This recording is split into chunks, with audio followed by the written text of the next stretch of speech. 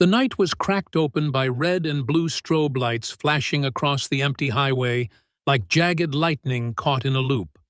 The air tasted metallic, like iron shavings riding on the wind, and the silence of midnight was shredded by the low growl of a police cruiser's engine pulling sharply behind a battered gray sedan. Inside that sedan, Alana James, 22 years old, black, deaf since birth, sat with her trembling hands on the wheel. Her eyes darted to the rearview mirror, wide with fear, as if searching for an escape route that did not exist. Her heartbeat was a thunderclap inside her chest. She couldn't hear the siren blaring, couldn't hear the officer's voice booming through the speaker system, but she could see his gestures, sharp, aggressive motions commanding her to step out of the car. The world slowed in her mind. Every muscle screamed for her to run. But where could she go? She had no weapon, no crime to answer for. Only the unbearable weight of centuries pressing down in that single moment. A black woman, alone, under flashing lights, facing men who held her life in their hands. The officer's boots struck the pavement, heavy, deliberate. His hand hovered too close to his holster, his face set in a mask of suspicion that had nothing to do with reality and everything to do with prejudice. Alana raised her hands out the window, fingers shaking, trying to sign, "I can't hear you.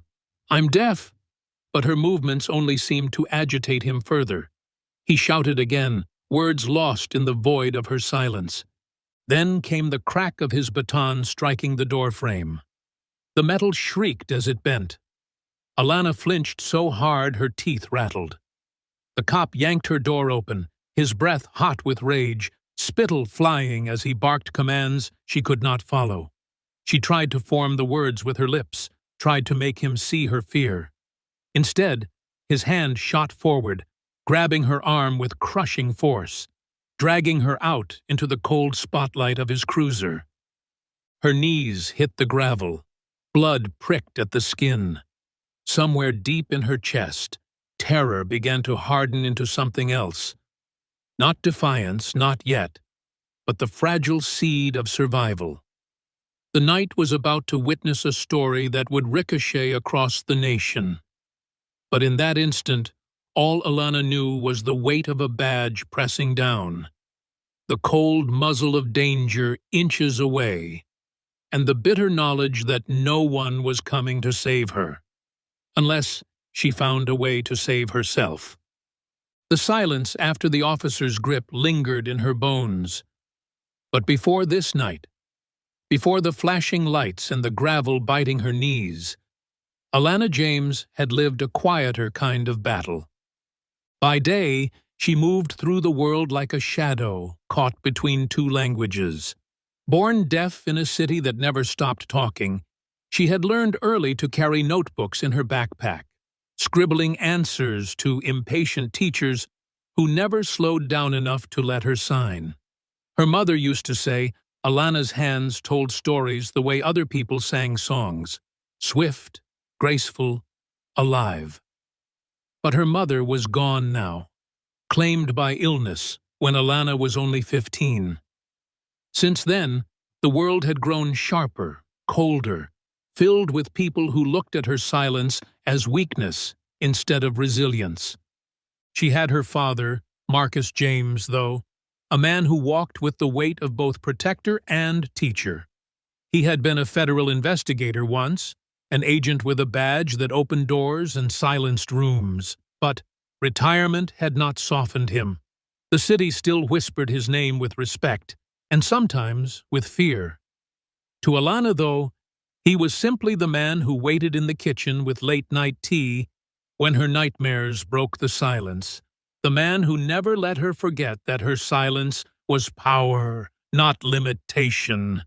On this night, Marcus sat in that kitchen, an untouched mug cooling beside him, waiting for the sound of Alana's footsteps to return. He had grown used to her independence, Her insistence on driving herself to night classes, on proving she could navigate a world that often treated her as invisible. But something gnawed at him, a splinter of unease he couldn't shake. The clock ticked louder. The shadows on the walls stretched longer. He checked his phone again. No text. No call. Alana's world, in contrast, was still painted in fragments of her day. Hours earlier, she had sat in her American Sign Language interpretation class, sketching notes in the margins about cultural biases, about the way silence itself could be misread as guilt. Her professor's words had lingered. Society doesn't always fear what it doesn't understand. Sometimes it punishes it. She had nodded, a silent agreement only she could hear. When she left the campus parking lot, the streets were empty.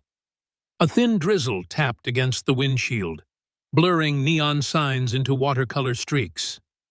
Her old sedan coughed at every red light, but it carried her the way it always had, loyal despite its rust. She was thinking about stopping for coffee, about surprising her father with a cup he didn't need, but always accepted, when the reflection of blue and red lights filled her rearview mirror. And now here she was, dragged into the gravel, staring up at a man whose authority hung like a blade above her. The officer's name was Sergeant Ray Dawson, though Alana did not yet know it. Middle-aged, square-jawed, with eyes that had long ago lost the distinction between suspicion and hatred. Dawson had grown bitter in the uniform, worn down by years of chasing shadows and turning them into enemies. To him, the sight of Alana's trembling silence was not a call for compassion. It was a trigger for contempt. He had learned to see compliance as weakness and resistance as justification. Her silence confused him, and confusion in his mind demanded force. "Stop resisting!" he shouted, even though she wasn't moving, even though her palms pressed flat to the air as if begging him to see. From across the empty highway, a trucker idled at a rest stop, his eyes catching the scene through a rain-smeared windshield. He hesitated. Should he record it? Should he intervene? His phone buzzed with a message from home, and for a moment he told himself someone else would handle it. He turned away. The world often did. But not Marcus. At that same hour, his unease boiled into action. He pulled his coat over his broad shoulders, slipped his old leather badge case into his pocket, not because he expected to use it, but because it had always been a talisman of sorts. He drove into the night, scanning each street, following instinct more than reason. Fathers knew when their children were in danger. He felt it in his chest, like an ache that wouldn't let him breathe. Alana tried again to sign, her fingers desperate, spelling out her truth. "I can't hear you." The officer's grip only tightened. He shoved her toward the hood of her car, his voice rising, venom staining every syllable. And that was when another cruiser pulled up. Two more officers stepped out, their faces less hardened, but no less dangerous. "Back up." Alana's chest heaved, her breath coming in shallow bursts. She was outnumbered, alone. What none of them knew, what none of them could possibly predict, was that the father who was about to arrive on that highway was not just another worried parent. He was a man who had spent decades dismantling corruption, exposing brutality, building cases against men who thought their uniforms made them untouchable. And tonight, under flashing lights and storm-thick skies, he was about to walk into the battle of his life. The rain picked up, whispering against the asphalt like 1,000 tiny drums. The flashing red and blue carved shadows into Alana's face as her body stiffened under Dawson's grip. Her silence wasn't passive. Every fiber of her wanted to scream, to demand justice. But her voice had always been her hands, and now, pinned against cold metal, even her hands were shackled by fear. "Search the car," Dawson barked to the younger officer who had just arrived. "Something's off with this one." The younger cop hesitated. His name tag read Cole. He was maybe 24, fresh-faced, the kind of recruit who still flinched at cruelty but hadn't yet found the courage to oppose it. "Sir, she hasn't—" "Do it!" Dawson snapped, cutting him off. Cole swallowed hard and moved toward the car. Alana's heart thundered as she shook her head violently, her hands trembling as she tried to sign, "No, nothing, nothing" in the car. But her words melted in the dark, unseen and unheeded. Dawson shoved her harder against the hood.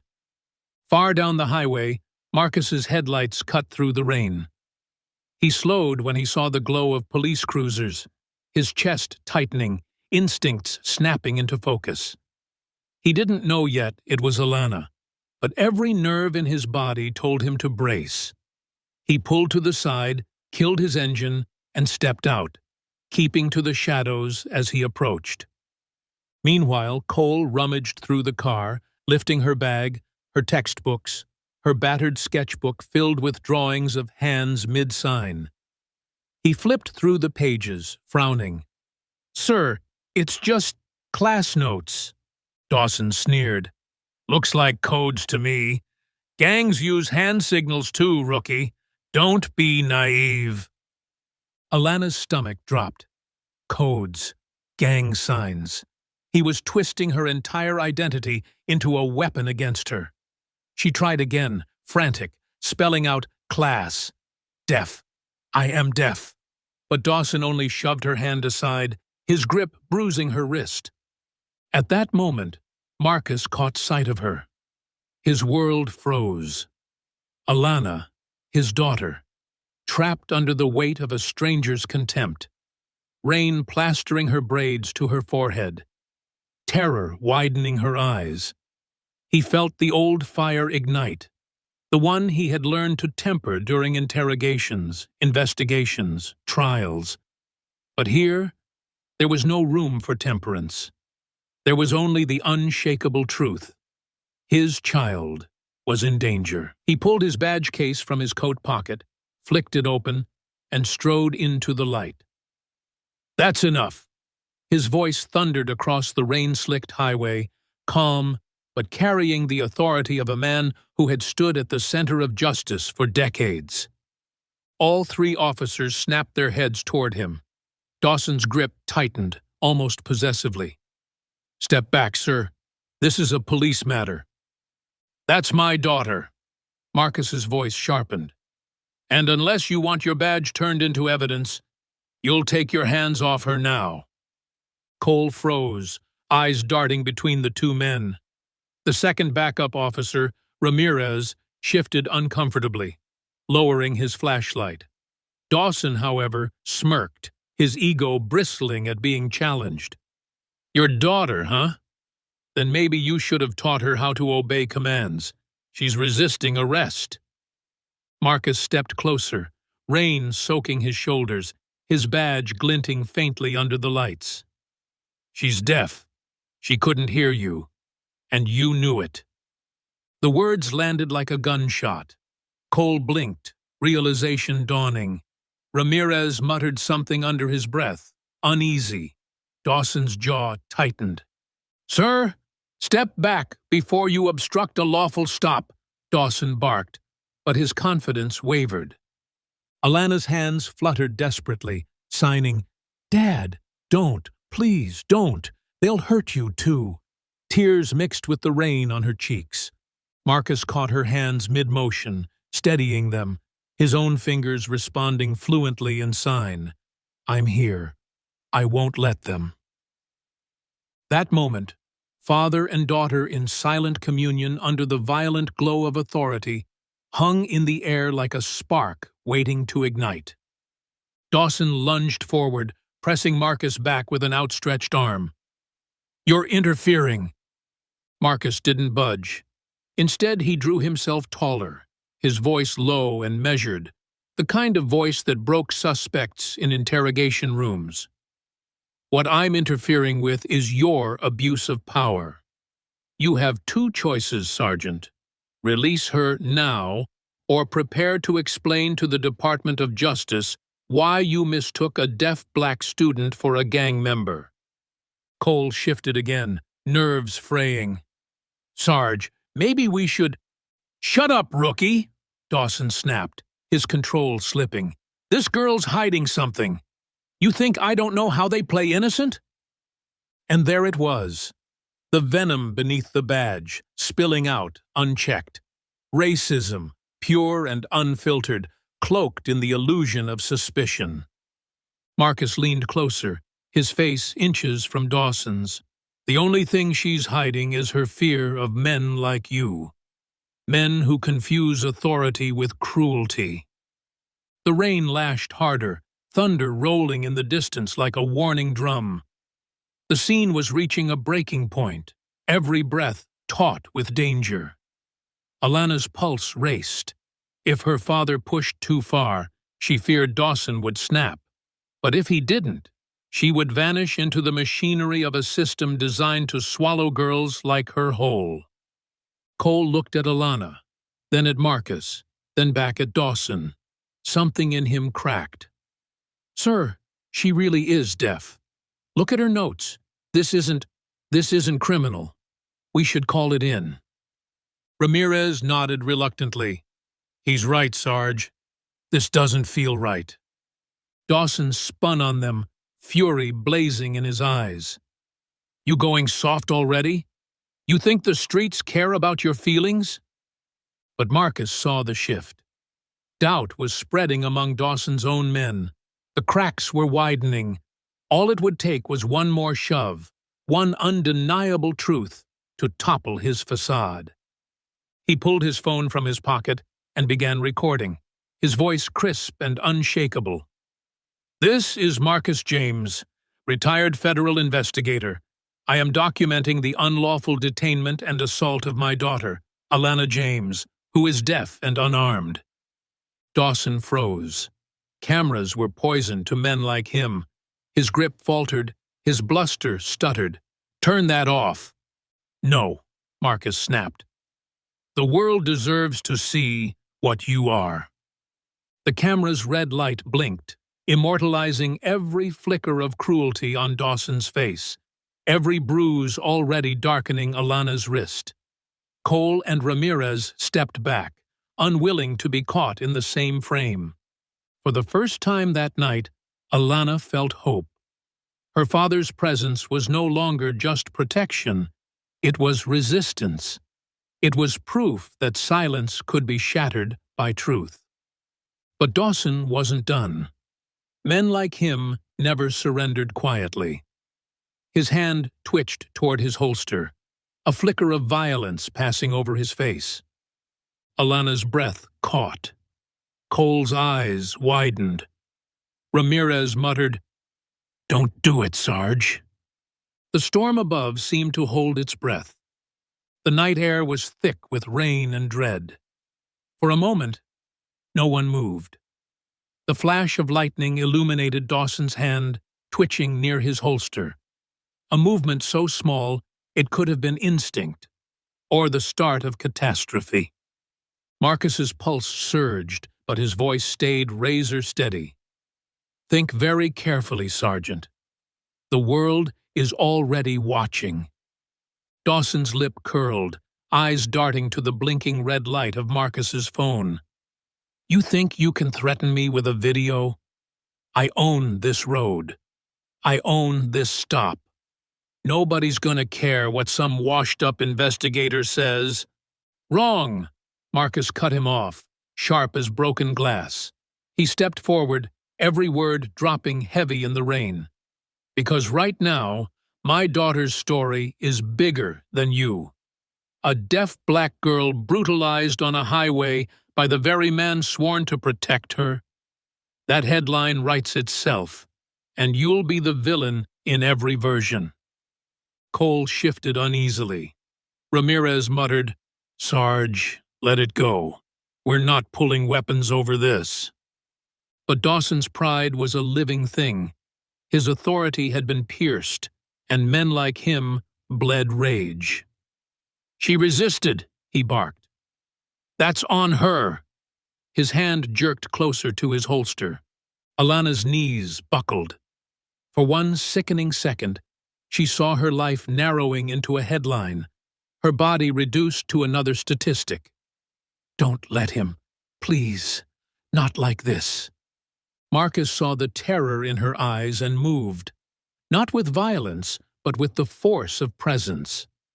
He stepped squarely between Dawson and his daughter, rain streaming down his face, his chest rising like a shield. His voice dropped to a low growl only a man who had interrogated killers could conjure. "Draw that weapon, and you'll never see daylight outside a courtroom again." The words landed like steel. Dawson's hand froze. Behind him, Cole finally found his voice. "Sir, stand down. He's right. We can't do this. She's deaf. This stop isn't lawful. I won't—" His throat tightened, but he pushed through. "I won't be part of this." Ramirez, older and weary, nodded. "Neither will I. Enough, Sarge." The balance shifted. For the first time, Dawson looked small, his authority unraveling as his own officers peeled away. The mask cracked, and what lay beneath wasn't strength, but fear. Marcus held his ground. Alana clung to his sleeve, her hands trembling as she signed, "Don't let go. Don't leave me." "Never!" he signed back, without breaking eye contact with Dawson.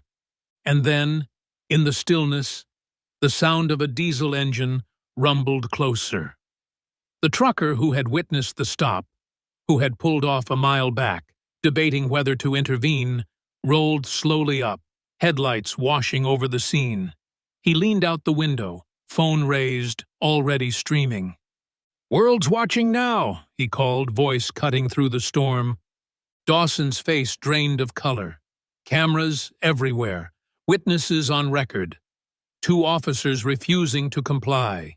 His empire of intimidation crumbled brick by brick. Marcus took one step closer, his voice softer now, but far deadlier. "Take your hands off my daughter, Sergeant. Right now." Dawson's jaw clenched so hard the vein in his temple pulsed. For a long, choking moment, the storm seemed louder than the silence between them. Then, with a guttural curse, he shoved Alana away, as if discarding trash. She stumbled into Marcus's arms, sobbing into his chest. Cole let out a shaky breath. Ramirez stepped back entirely, holstering his flashlight. The trucker's live-stream comment feed scrolled like wildfire. But Dawson wasn't finished. Not really. Men like him never walked away quietly. His chest heaved as he spat. "This isn't over. You think one video, one night, changes anything? The system protects its own." Marcus didn't flinch. He pulled Alana closer, his hand steady on her shoulder. "No, the system protects itself, until someone forces it to look in the mirror. And tonight, Sergeant, you are the mirror." For the first time in her life, Alana felt what power looked like when it wasn't a weapon, but a shield. Her father's words weren't just aimed at Dawson. They were aimed at the world beyond the cameras, at every family who had lived this nightmare in silence. Dawson's radio crackled, dispatch cutting through the rain. "Unit 7, status check. We've had a complaint from a passerby of possible misconduct at your location. Do you copy?" Cole reached for his mic before Dawson could. "This is Officer Cole, Unit 7. Situation under control. Stand by for report." His eyes locked on Marcus's, then on Alana's. "Correction. Situation is resolved." The word landed with finality. Dawson ripped off his radio, his face a storm of fury, but the spell was broken. His authority, once absolute, was now splintered by witnesses, by courage, by the very men under his command, refusing to fall in line. Marcus turned to Alana, kneeling so he could meet her tear-streaked face. His hands moved gently in the rain. "You're safe. You did nothing wrong. Your silence is not weakness. It's strength." Her hands shook, but she signed back. "You came. You always come." His chest tightened. Always. The storm rumbled overhead, but inside, something shifted.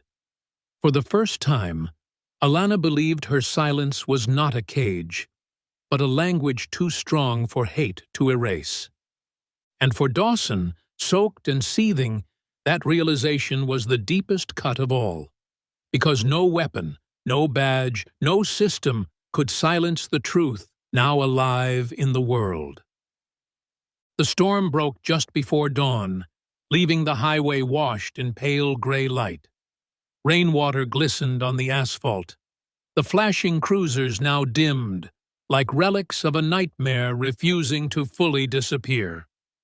Alana sat wrapped in Marcus's jacket on the back of an ambulance, shivering less from the chill and more from the adrenaline still pulsing in her veins. She touched her temple where Dawson's shove had bruised her. The paramedic asked if she wanted to be taken to the hospital, but she shook her head. No sterile rooms, no bright lights. Not yet. She just wanted the ground under her feet, her father's presence beside her. Marcus sat with her, drenched and weary, but unbroken. His phone, still recording, had captured everything. The threats, the shove, the moment Dawson lost control. He uploaded it before anyone could take it away.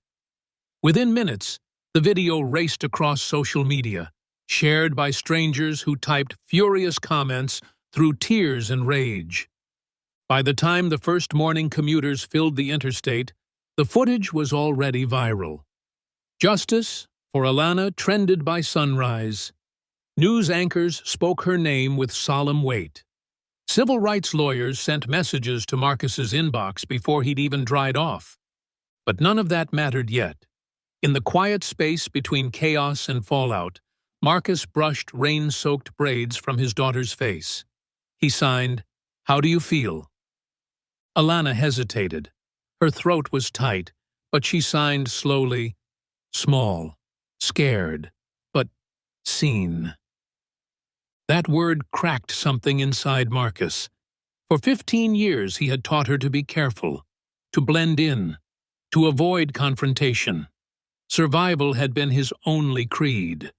But now, here she was, bruised and shaken, yet whispering through her hands that she finally felt seen. He pulled her into his arms and whispered into her hair, "You're not small, baby. You're bigger than their hate. Bigger than all of this." By midday, the firestorm had reached City Hall. The mayor called for an investigation. The chief of police stood stiff in front of cameras, insisting protocols would be reviewed. Dawson was placed on immediate suspension, though not arrested, a fact that sent protesters flooding the precinct steps. But Marcus knew suspension wasn't enough. He had worked inside systems long enough to understand how easily they buried misconduct under red tape. He called in favors, old colleagues from his days at the Bureau, journalists he once fed leads to, lawyers who owed him their careers.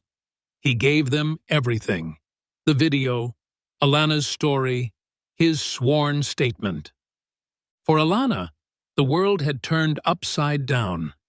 Strangers sent messages of love and outrage. Deaf advocacy groups reached out, offering interpreters, counselors, even scholarships.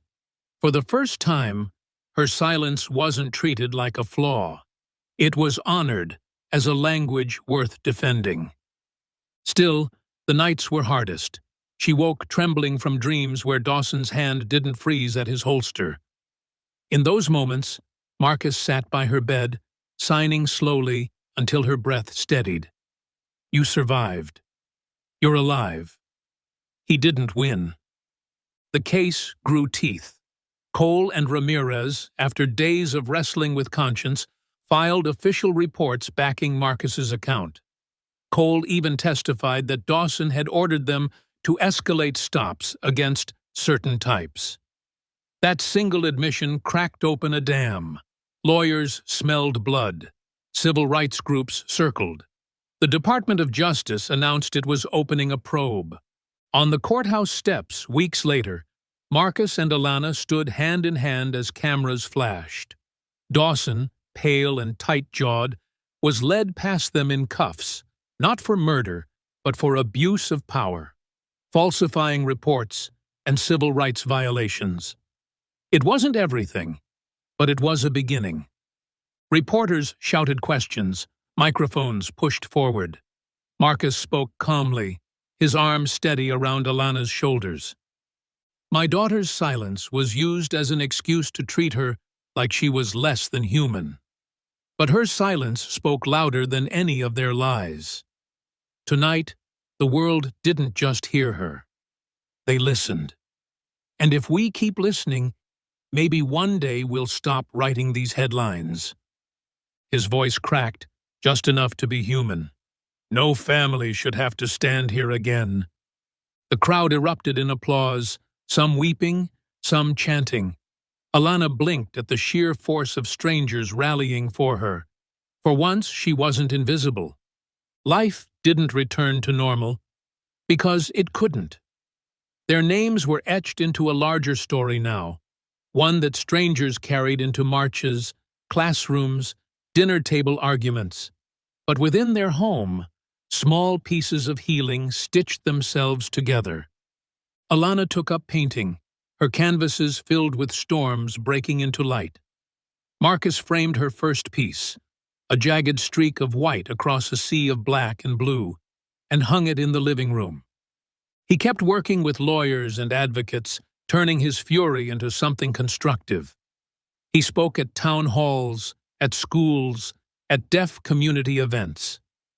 His voice, once confined to interrogation rooms, became a weapon for justice. And Alana, though she still woke some nights with fear, began to sign with more force, her hands painting stories of resilience. She told her classmates what happened. Some cried. Some hugged her. Some said they'd never thought about what it meant to be both deaf and black, until now. Her pain had become a catalyst for understanding. Months later, under a clear autumn sky, Marcus and Alana stood together at a rally in front of the Capitol. Thousands gathered, holding signs that read, "Protect our daughters. End the silence. Justice for Alana." She stepped onto the stage, her hands trembling as she raised them to sign her speech, while an interpreter spoke aloud beside her. "I am not broken. I am not less. My silence is not weakness. It is strength. And I will not be erased." The crowd roared. Marcus's chest swelled with pride so fierce it nearly dropped him to his knees. Back home that night, father and daughter sat quietly on the porch. The world felt vast and uncertain, but also, for the first time, full of possibility. Marcus watched the stars emerge and asked softly, "Do you ever wish it hadn't happened?" Alana was silent for a long while. Then she signed, "I wish it didn't hurt. I wish I wasn't scared. But I don't wish it away. Because now they see me. And maybe they'll see the others too." Marcus blinked hard, his throat thick. "You're braver than I ever was." She smiled faintly. "That's because you taught me how." And in that simple exchange, under the same night sky where the storm had once threatened to take everything, something unshakable was born. Not just survival, not just justice, but legacy. because the silence they tried to weaponize had become the very voice that would outlast them all. And the question left hanging for everyone who watched, who listened, who shared the story was simple, piercing, and impossible to ignore. How many more voices are we still refusing to hear?